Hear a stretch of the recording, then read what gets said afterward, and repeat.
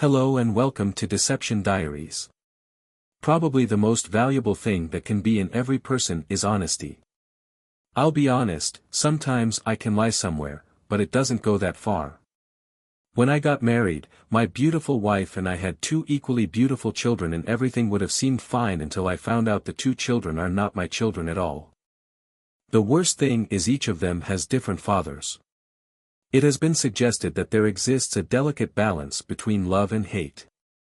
I once came across an online post stating that human emotions can easily shift from one extreme to another, and perhaps there is truth in that. There was a time when I deeply loved my wife and would have willingly taken a bullet for her. Now, it takes all my strength to resist the urge to harm her cunning eyes. I go by the name Abraham Ryan, or Abe among friends. I had an average academic record in high school, dabbled in sports, and graduated in 2001. The following day, I enlisted in the Army, spending 4 years as an artilleryman and completing a tour in Afghanistan before receiving an honorable discharge. I pursued some college courses during my service and used the benefits to obtain a degree in computers and electronics. It was during this time that I crossed paths with Kirsten. After several months of dating, we fell in love and I felt overjoyed when she accepted my marriage proposal. However, there was a complication. Kirsten's father, Bart Robertson, a prosperous CEO of a major accounting firm in our area, was skeptical of me, concerned that I might have ulterior motives regarding Kirsten's trust fund.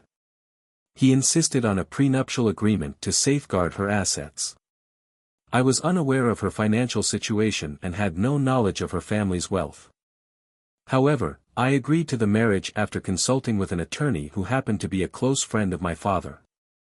The agreement was standard, with one notable clause addressing adultery. According to the terms, in the event of a divorce based on adultery, the guilty party would receive no financial support and would leave the marriage with only their initial contributions. I wasn't concerned, as I was committed to Kirsten and had no intentions of being unfaithful. I understood that Kirsten's father was apprehensive about the possibility of me cheating on his daughter and attempting to take advantage of her substantial trust fund, a concern I later became aware of following college. Kirsten joined her father's company, starting from the bottom like any other recent business graduate. It seemed there were no special privileges for the boss's daughter. I transitioned to full-time employment with a service company that initially hired me part-time during my final 2 years of college. In this role as a field service representative, I was responsible for troubleshooting and repairing computers, servers, and networks. The job was rewarding, offered a competitive salary, and provided excellent benefits. Together, Kirsten and I were doing quite well. Fortunately, my work didn't require frequent travel, with occasional trips every few months for training seminars on the latest technology. Kirsten would spend several nights at her parents' place, supposedly working on a project for her father. Initially, our marriage was thriving, both of us enjoyed our fulfilling jobs, and we were able to make a down payment on a lovely 3-bedroom starter home. I surprised Bart by declining his offer to cover the down payment. "Thanks, but no thanks," I told him. "I've been saving up for this for a long time, and I believe Kirsten and I should accomplish this on our own." While this was true, I also knew he harbored resentment towards me and wanted to avoid giving him any leverage over us. Before our relationship took a turn for the worse, I envisioned a lifelong partnership. Kirsten never raised any red flags, and our intimate life was fantastic. We frequently enjoyed dinners and dancing, often concluding the night with a celebration in bed. Kirsten and I frequently attended the various corporate events hosted by her father. Despite feeling somewhat out of place, Kirsten would always stay close to ensure my comfort. Her father would enthusiastically highlight his daughter's professional achievements, introducing her to everyone he could. As an afterthought, he might acknowledge me as her husband, but never mentioned me by name. Little did he know that the company I worked for had installed all the servers in his company and held an ongoing contract for various network and IT services. After a year on the job, I became a key contact for the contractors collaborating with his company's tech department. This connection led me to visit occasionally to oversee things, allowing me to build relationships with several people at Kirsten's workplace, which would prove useful later on. Our first child, John, arrived almost a year into our marriage. I'll always remember my mother's reaction. While she expressed joy that the child was healthy, a subtle frown appeared as she scrutinized him. Though she didn't voice her concerns, I stored this observation in the back of my mind. Over a year later, our daughter Kelsey was born. Kirsten faced difficulties during delivery and opted for tubal ligation. We had discussed this decision beforehand, agreeing that we had contributed enough to the continuation of the human race. My mother's reaction mirrored her response to John's birth. It took several months before my mother expressed her worries to me. "Abe, I hope I'm completely mistaken, but I'm not entirely convinced that the children are yours," she confessed. "What?" I inquired. "Call it a mother's intuition, but I truly believe it's necessary to have the kids undergo testing just to be sure," she suggested. Trusting my mother and aware that she wouldn't bring up such concerns without a valid reason, I decided to seriously consider her advice. Kirsten and I easily adapted to the married with children lifestyle, and life in the Ryan household was delightful. When people asked how we were doing, we would say, "Living the dream." I temporarily set aside my mother's worries, convinced that Kirsten wouldn't betray our relationship. Everything was going smoothly until around 4 or 5 months ago. That's when Kirsten informed me that her father had brought in a new manager from New York and was considering appointing her as his personal assistant, PA. According to Kirsten, this would entail working longer hours and possibly traveling to meet clients across the country or even globally. Curious about the potential impact, I asked her one night, "How often would you have to travel?" "I don't know, maybe a couple of times a month," she replied. "And for how long?" I inquired. She shrugged. "Not certain. The previous manager in that role would sometimes be away for as long as a week or even more." "A week," I exclaimed, "or more. That's going to be challenging for the kids, not to mention us." "Don't worry," she reassured me. "I'm just one of 3 people being considered.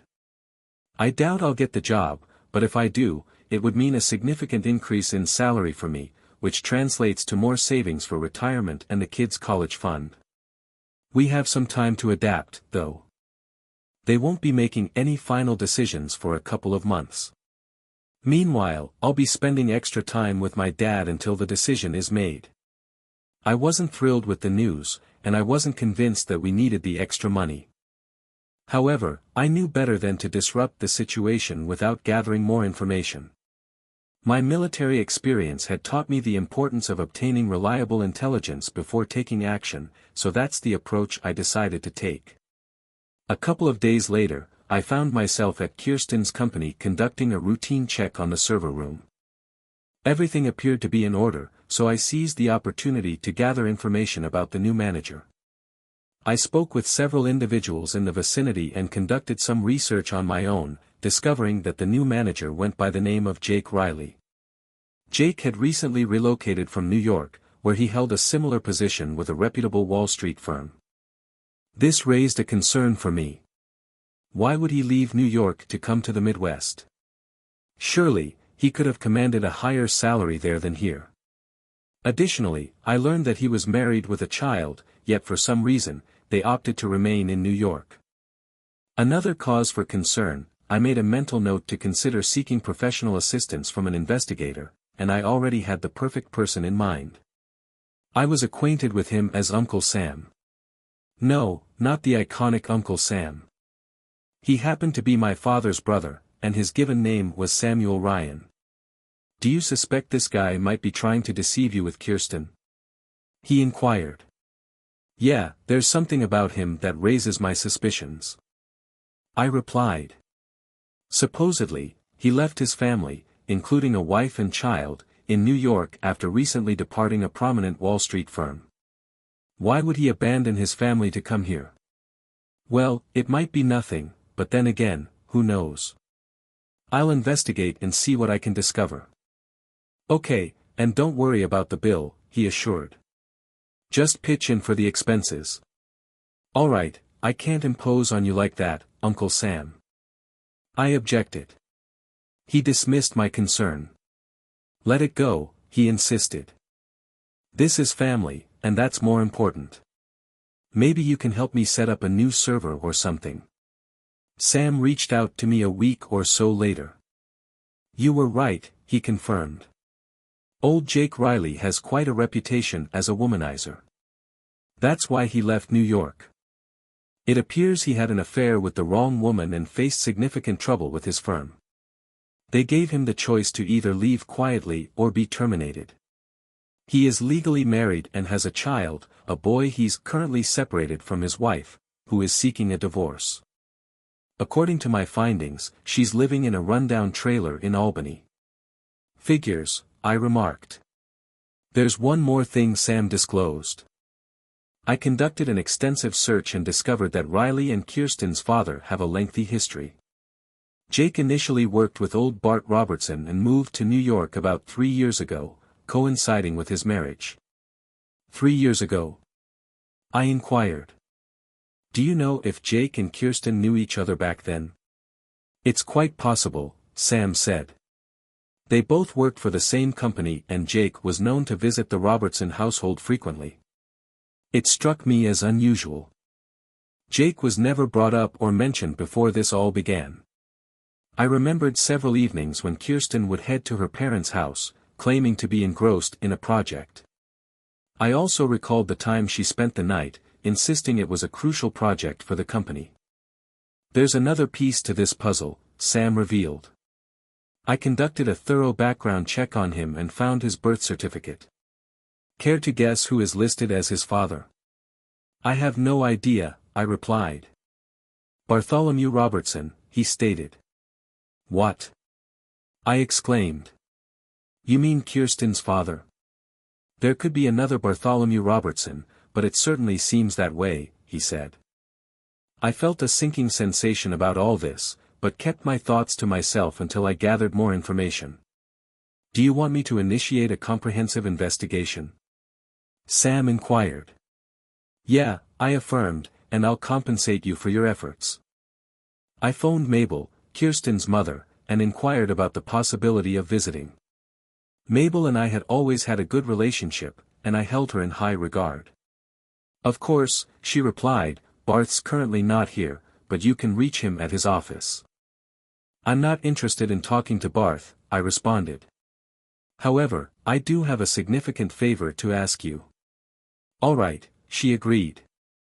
I grabbed a couple of baggies, drove to their mansion, and met her at the entrance.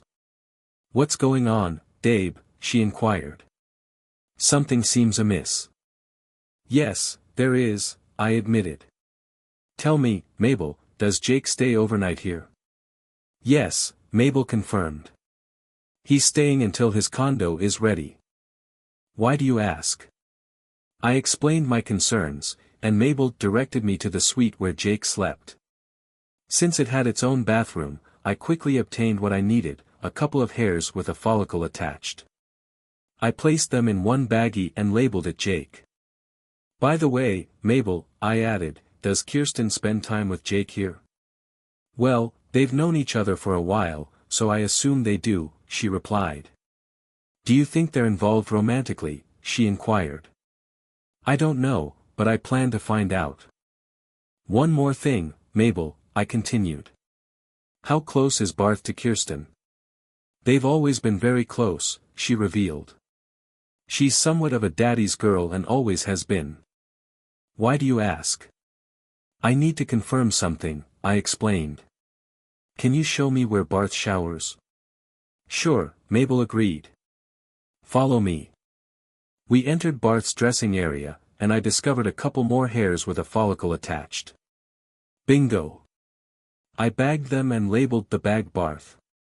What's happening, Mabel pressed. Really, Mabel? I don't want to say anything until I have evidence, I objected. I'll update you on what I discover, and please don't share this with anyone. I won't, Abe, she assured. Just be extremely cautious. Barth can be quite vindictive.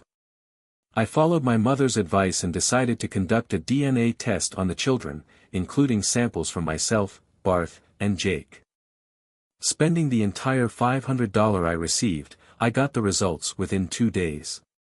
Shockingly, the test revealed that neither of the children was biologically mine. Jake turned out to be John's father, while Barth was Kelsey's father. Additionally, the test confirmed that Barth was Jake's father, implying an unsettling level of incest. Not only did Kirsten betray our marriage by cheating, but she also violated the prenuptial agreement, I thought, enraged by this revelation. I happened to be at Kirsten's workplace that afternoon when Nancy Albertson, Barth's secretary, approached me. "Mr. Ryan," she said, "Mr. Robertson would like to see you." Equipped with my digital recorder for meetings, I activated it, placed it in my pocket, and followed her to a conference room on a higher floor. Upon entering, I faced Barth, a recognizable Superior Court judge, several executives, Jake, and a person I presumed to be Barth's attorney. 2 of Barth's security personnel stood on either side of me. Barth invited me to take a seat, and I noticed a glass of what seemed like whiskey already placed at my designated spot on the table. "Please," Barth urged, "join me in a drink, will you?" Politely declining, I explained, "No, thank you. I'm still on the clock, and I only drink with family and friends. I'll stand if you don't mind." My response garnered smiles from the room, as it was unusual for anyone to speak so assertively to Barth Robertson. His tone shifted as he unfolded a paper and placed it in front of me. "Have it your way, Ryan," he said. Concerned, I inquired, "Look, if there's an issue with billing, you can take it up with our accounts receivable. I don't handle billing." Barth dismissed the notion, stating, "This has nothing to do with billing." "Okay," I replied. "So what is this?" Barth insisted, "I want you to sign this right now. You don't need to read it, just sign it so the judge here can put his signature on it and make it official." Curious, I inquired, "What is it?" "Call it a postnuptial agreement that precedes the prenuptial you signed earlier," Barth replied. "Just sign it, and we'll be done." I pressed further, "Has Kirsten signed this?" "Yes, she has," Barth confirmed. "Interesting," I remarked, placing the folded document in my briefcase without looking at it. "She never discussed it with me." "She doesn't need to discuss it with you," Barth asserted. "I'll have my attorney look it over, and if he agrees that it's in my best interest, I'll sign." "And not before."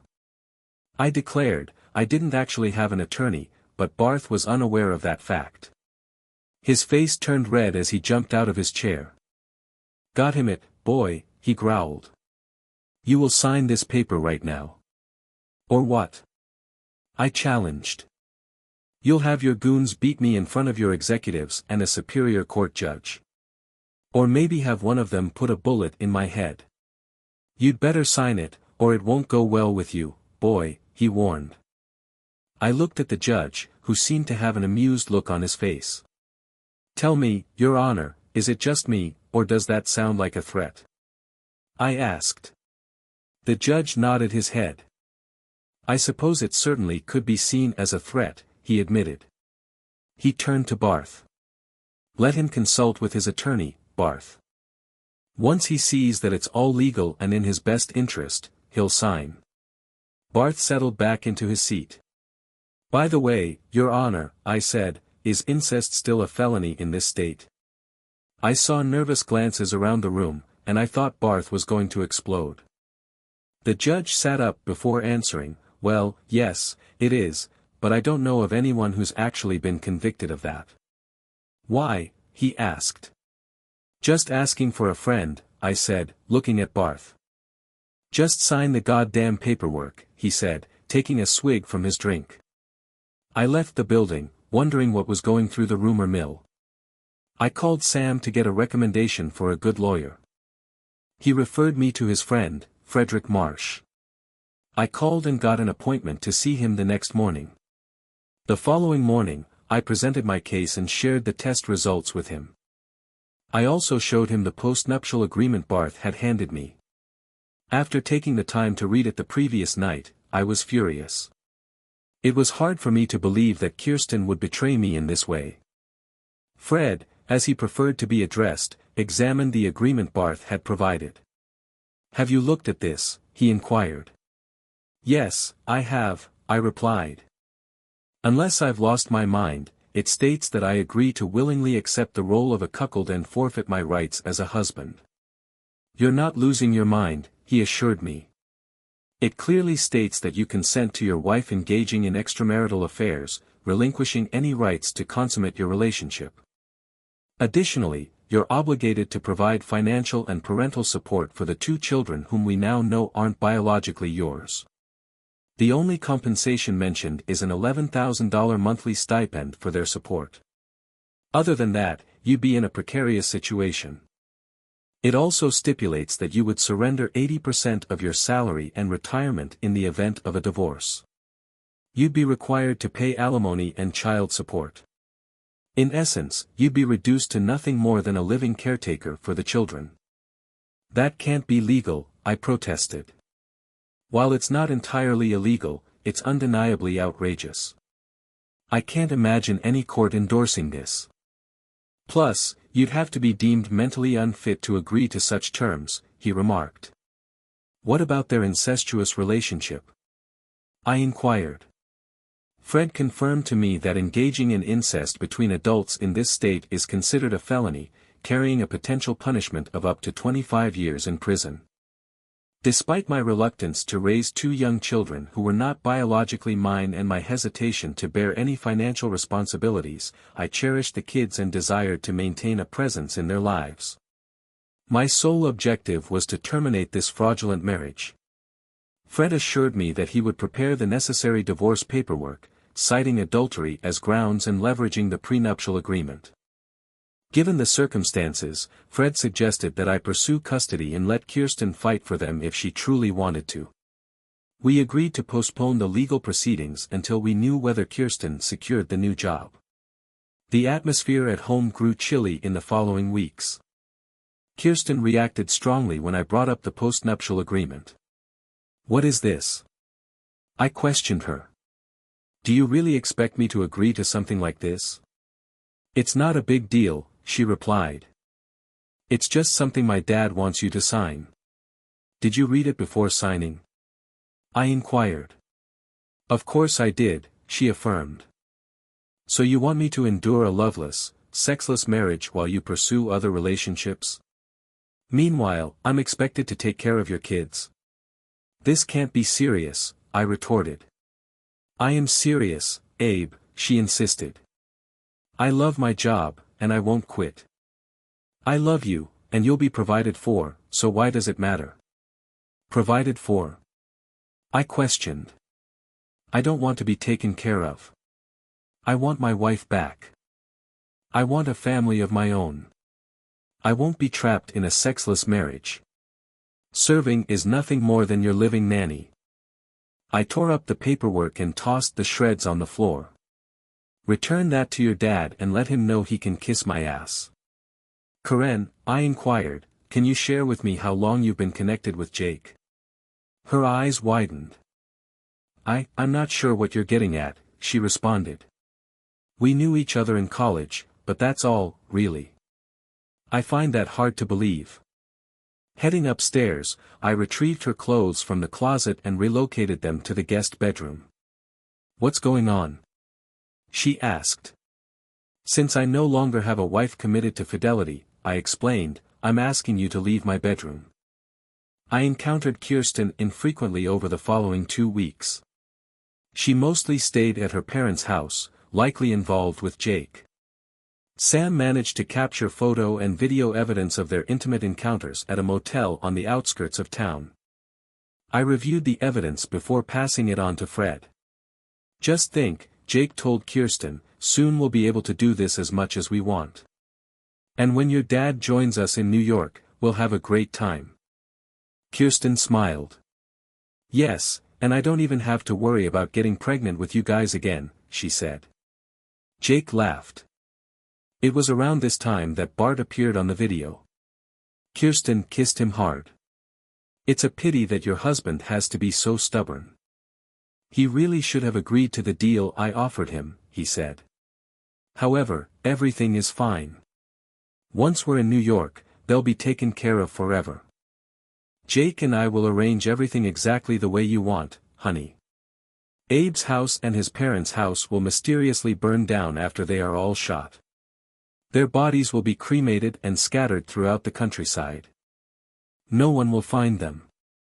We'll declare them dead and then you'll have Abe's insurance, home insurance, and no problems with the kids. Until then, we will lie low and give them no reason to suspect us. What about Mom? Kirsten asked. What's wrong with her? She's too scared and stupid to do anything about it. Don't worry about her, dear, Bart said. Kirsten smiled. I can't wait, she said. By this point, I was boiling with anger. Not only had my supposedly loving wife betrayed me with her father and her boyfriend half-brother, but they were also conspiring to have us killed. Fred assured me that the authorities had been notified and actions were underway to bring them all to justice. Finally, Kirsten dropped by the house briefly to share her news. I got the job, she announced, smiling. Congratulations, I responded, attempting to wear a cheerful expression. She embraced me and gave me a kiss. Don't worry, darling, she reassured. I won't let the job affect us. I promise. By the way, Dad is hosting a party to formally introduce Jake to the company and announce my promotion. And yes, you were invited, even though he's not pleased you declined to sign his agreement. When is the party? I inquired. Tomorrow night, she informed me. So, make sure your suit is clean, okay? Once again, I contacted Fred to update him on the situation, and he assured me that law enforcement officers would be present at the event. After dressing up, we headed to the party. After leaving the kids at my parents' house, I opted for my usual suit for such occasions, while Kirsten wore a knee-length dress that highlighted her curves tastefully. Even in worn-out blue jeans, she would still look incredibly appealing. Make sure to behave yourself, she reminded me before entering the venue. Inside, people were engaged in small talk. Kirsten went to greet her father and Jake. Care to buy a drink for an old lady? I turned to find Kirsten's mother, Mabel. We went to the bar, and I ordered a beer for myself and a cocktail for her. Abe, you're a decent man, she acknowledged. I'm truly sorry for everything. Why does your husband harbor such resentment against me? I inquired. It's simple, she explained. You're too blue-collar for his taste. You carve your own path, succeed independently without relying on others to do the dirty work. Plus, being a veteran doesn't sit well with him. The military rejected him when he was younger, and he always wanted Kirsten to marry someone already well established, like Jake. Does he know that Jake already has a wife and child in New York? I questioned. Mabel's eyes widened in surprise. I don't know, she admitted. I had no idea about that. And I've learned that Jake worked with Bart a few years ago before moving to New York, is that correct? I probed further. Mabel's face paled slightly. Yes, they've known each other for a long time, I see. Especially since Bart is Jake's biological father, as indicated by his birth certificate and a DNA test. Were you unaware of this? I revealed. Mabel's eyes widened in shock. What are you saying? She asked. That's right, I confirmed. I possess Jake's birth certificate and a DNA test that proves Bart is his biological father. You weren't aware of this? She shook her head. I had a suspicion that he was unfaithful, but I never found any evidence, she stated. There's more to it, I replied. Neither of the kids is mine. Are you sure? She inquired. DNA doesn't deceive, I asserted. Jake is JK's father, and what? Mabel pressed. Bart is Kelsey's biological father, I disclosed. Mabel's face paled, and I thought she might faint. "Oh my God, no," she exclaimed. "Did you know?" I questioned. "I knew they were close, but not that close," she said. "What will you do?" she asked. "Let's just say things are going to hit the fan tonight," I remarked. "I understand," she said. "Let me show you something to prepare you," I said, pulling out my smartphone. I played the clip of Bart, Jake, and Kirsten discussing their plan to harm me. Mabel's eyes widened. "Oh my God," she gasped.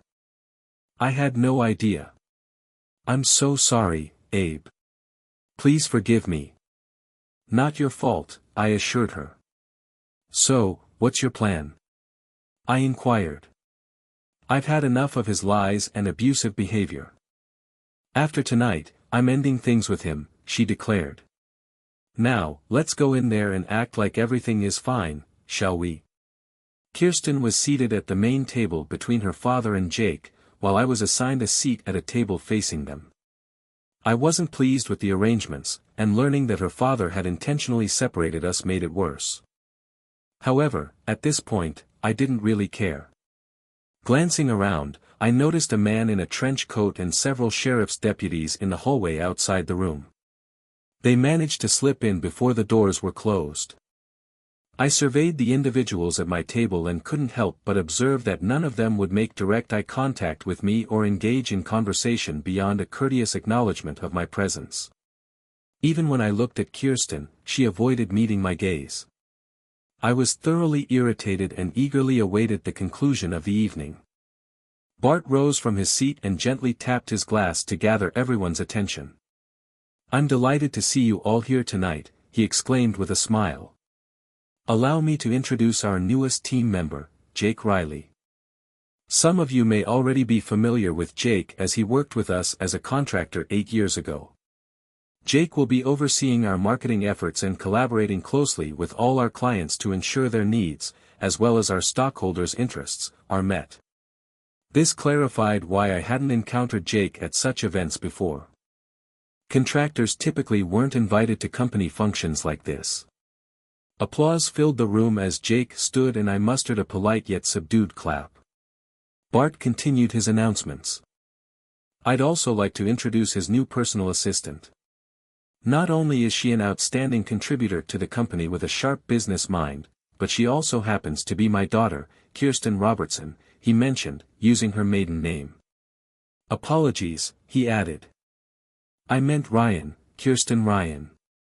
Kirsten stood up smiling, yet never once casting a glance in my direction. I wished I could disappear under the table, but Bart wasn't done. "I've heard it said that personal assistants are often like work spouses," he remarked, looking directly at me. "I'm confident that she'll go above and beyond to make Jake's professional life as smooth as possible." Jake embraced her, keeping his arm around her as they faced the audience. Kirsten took a seat, clearly feeling embarrassed. I was torn between the urge to retreat or leap over the table to confront Jake and Kirsten's father. "Now," Bart announced, "let's enjoy the meal." Everyone eagerly dug into the food, but I could only manage a few bites. I glanced at Kirsten, but she was engrossed in whatever Jake was saying. She looked at me with sad eyes a few times, and I hoped she would stand up and reject the job her father was offering. Unfortunately, she didn't. The others at my table seemed visibly uncomfortable on my behalf. After the meal, as everyone stood to leave, I approached Kirsten, but was intercepted by Jake. He shook my hand, purposefully squeezing it to assert dominance. I returned the grip even stronger, maintaining direct eye contact, and noticed a slight grimace on his face as he let go.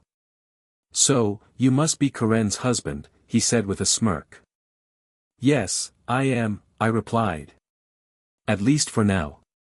His surprise was evident, and Kirsten recoiled. "Don't worry, I'll take very good care of her for you," he said, walking away. Kirsten looked at me questioningly.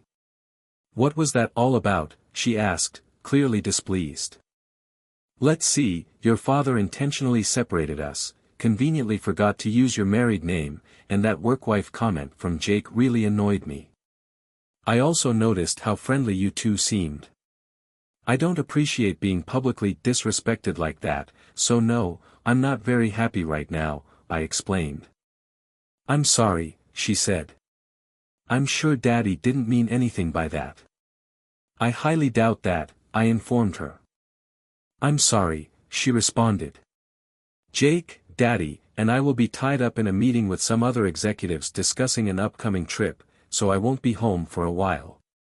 Well, before you head off to your crucial meeting with your work partner, there's someone I'd like you to meet, I said, gesturing towards the man in the trench coat. He approached us, clutching a sizable manila folder. Kirsten ran, he queried. Yes, she confirmed. He handed her the envelope. You've been served, he declared, loud enough for everyone around to hear. Kirsten's complexion paled, and gasps could be heard from those nearby. She opened the envelope and examined the first page labeled Petition for Dissolution of Marriage. What is this? She inquired. A divorce, I informed her, citing adultery as the grounds. I've also included DNA test results confirming that Jake is John's biological father and your father is Kelsey's. It turns out Kelsey is your half-sister. Oh, and by the way, Bart happens to be Jake's biological father. I've invoked the prenuptial agreement you signed at your father's insistence, and you'll also notice there's a restraining order mandating that you, your father, or any of your representatives, including Jake, stay at least 500 feet away from me, the children, my family, or the house. If you need to arrange a time to collect your belongings, contact my attorney. I don't want a divorce, she protested, tears welling up in her eyes. I desire a trustworthy and honest partner, not one who cheats, lies, and schemes. By the way, I recommend you sign those documents promptly. You won't appreciate the consequences if you choose to contest it.